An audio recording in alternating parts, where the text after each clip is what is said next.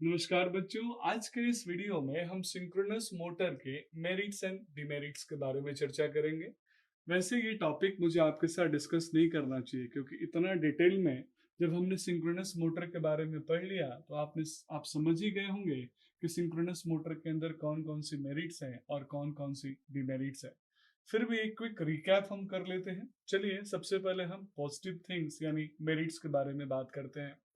Merits में सबसे जो मेजरेबल इम्पैक्ट सिंक्रोनस मोटर का इंडस्ट्री में है वो है उसका variable characteristics of power factor.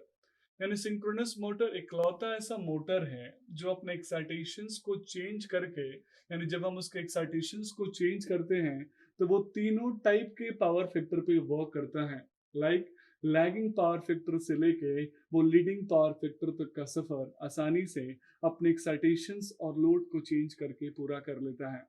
ये एक लौता मोटर है जिसके अंदर एक ही मोटर के अंदर हम चाहें तो as a motor motional operation यानी लैगिंग पावर फैक्टर और चाहें तो यूनिटी और लीडिंग पावर फैक्टर का ऑपरेशन परफॉर्म कर सकते हैं।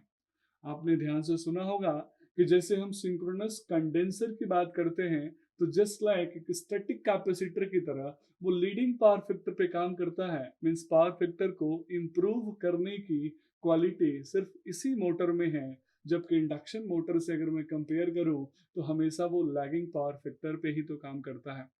ध्यान दीजिएगा बच्चों, ये एक मोटर सिर्फ कांस्टेंट स्पीड की वजह से ही नहीं जाना जाता, क्योंकि हमारे पास डीसी शंट मोटर एक इसका सब्स्टिट्यूट था जहां हम कांस्टेंट स्पीड ऑपरेशन करते थे। लेकिन ये motor constant speed and independent of load है। मींस अगर आप लोड को चेंज करते हैं तो ये अपनी स्पीड को चेंज करने से बचता है। आपको याद होगा पिछले वीडियो में ही हमने हंटिंग फेनोमेनन के बारे में चर्चा किया था। मींस यही प्रॉब्लम जिसमें हम लोड को सडन चेंज करते हैं और सिंक्रोनस मोटर बेचैन हो जाता है अपने एग्जैक्ट इक्विलिब्रियम पोजीशन को अचीव करने के लिए, और इसलिए वो हंटिंग फेनोमेनन को नॉर्मली डिस्कस करता है, हंटिंग फेनोमेनन अराइज करता है। तो ये मोटर लोड के चेंज होने से अपनी स्पीड को चेंज करने की कोशिश नहीं करता। इसीलिए इसके बारे में कहा गया है या तो ये कांस्टेंट स्पीड से ऑपरेट होगा या फिर ये सिंक्रोनिज्म को तोड़ के ऑफ हो जाएगा, यानी किसी अदर स्पीड पे ये ऑपरेट करना प्रीफर नहीं करता। अगर मैं इलेक्ट्रोमैग्नेटिक पावर की बात करूं तो इलेक्ट्रोमैग्नेटिक पावर इसमें लिनियरली वैरी करते हैं विद रिस्पेक्ट टू वोल्टेज। ये भी इसका एक पॉजिटिव कैरेक्टरिस्टिक्स है। मोटर यानी जब इंडक्शन मोटर और सिंक्रोनस मोटर के बीच में अगर हम मैकेनिकली यानी बेटर मैकेनिकल स्टेबिलिटी की एनालिसिस करते हैं या फिर उसके एयर गैप की बात करते हैं तो मैं बोल सकता हूँ कि सिंक्रोनस मोटर के कंस्ट्रक्शन के टाइम में हमें ये फिजिबिलिटी मिलती है कि हम वाइडर एयर गैप रख सकते हैं as compare to induction motor. यानी मैकेनिकली सिंक्रोनस मोटर ज्यादा बेटर है as compare to induction motor. कुछ डिमेरिट्स हैं बच्चों सिंक्रोनस मोटर के अंदर, लेकिन इसकी एफिशिएंसी इंडक्शन मोटर और अदर मोटर के कंपैरेटिवली बेटर है।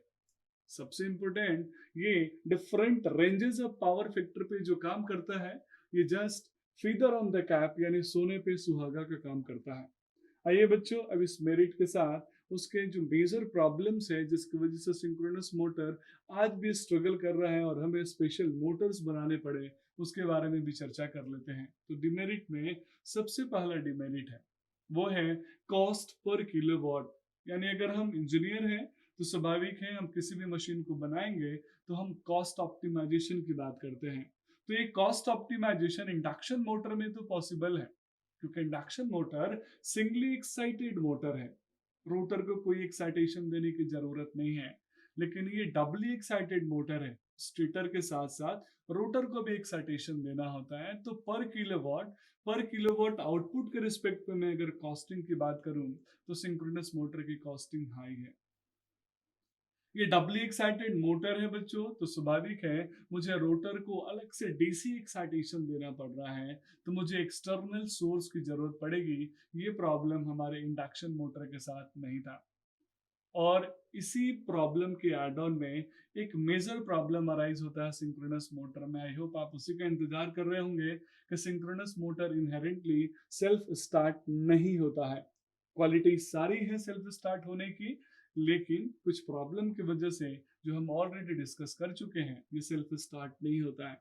मीन्स एडिशनल मुझे स्टार्टर की जरूरत पड़ती है जब मुझे इस मोटर को स्टार्ट करना होता है। ये इसका सबसे मेजर डिमेरिट है।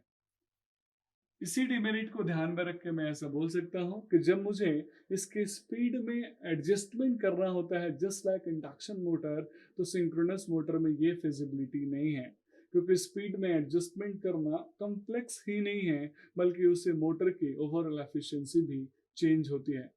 मीन्स इसको आप ऐसे समझिए कि या तो ये अपने रेटेड स्पीड पे ऑपरेट होगा या फिर ये ऑफ हो जाएगा। सिंक्रोनस मोटर को जब हम स्टार्ट करते हैं तो हम प्रीफर करते हैं कि हम स्टार्टिंग अंडर लोड यानी नो लोड कंडीशन में स्टार्ट करें, क्योंकि अगर लोड होगा तो जो भी ऑक्सिलरी मोटर हम लगाएंगे तो उसकी कॉस्टिंग और उस मोटर की रेटिंग भी हायर रखनी पड़ेगी। तो इसको हम लोडेड कंडीशन पे स्टार्ट नहीं कर सकते, ये भी इसका डिमेरिट है। आपने देखा होगा सिंक्रोनस मोटर में जैसे ही लोड चेंज होता है तो एक प्रॉब्लम अराइज होता है, हंटिंग। तो हंटिंग भी इसका मेजर प्रॉब्लम है, जिससे इसके स्पीड के साथ साथ इसके अंदर ऑसिलेशंस डेवलप होते हैं, जो कि प्रीफरेबल नहीं है जब हम कांस्टेंट स्पीड ऑपरेशन की बात करते हैं।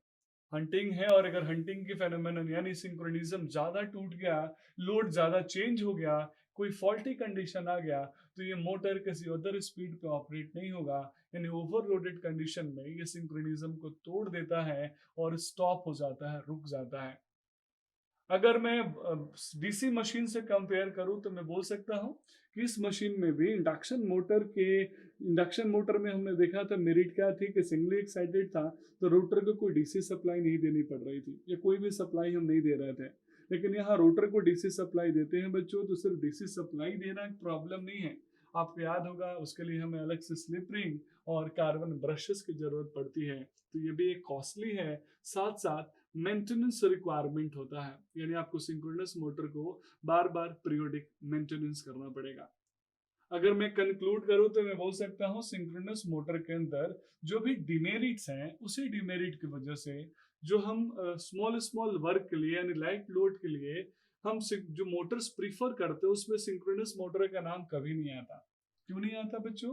क्योंकि ये सेल्फ स्टार्ट होता ही नहीं है। इसको स्टार्ट करने के लिए मुझे auxiliary alternative starting method adopt करना पड़ता है, और अगर उसमें मेरे पास ऑप्शंस नहीं है अल्टरनेटिव सोर्सेस के, तो वहां पे मैं इस मोटर को प्रीफर करके किसी भी लोड का ऑपरेट नहीं कर पाऊंगा।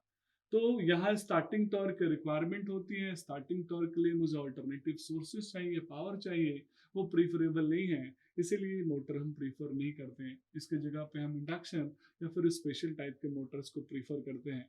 क्वालिटीज हैं, अच्छी क्वालिटीज हैं जो किसी और मोटर में नहीं मिलती, लेकिन साथ साथ इसमें डिमेरिट्स भी हैं, इसीलिए इसका एप्लीकेशन बहुत ही लिमिटेड है। लाइक सिंक्रोनस कंडेंसर की तरह इसको हम ज़्यादातर यूज़ करते हैं, और कुछ स्पेशल एप्लीकेशंस में इसको हम एज अ मोटर की तरह यूज़ करते हैं। तो इसका अगले वीडियो में हम देखेंगे कि सिंक्रोनस मोटर के इन मेरिट्स और डिमेरिट्स को ध्यान में रख के हम कहाँ कहाँ इसको यूज़ कर पाते हैं। That's all about this video. Thank you so much.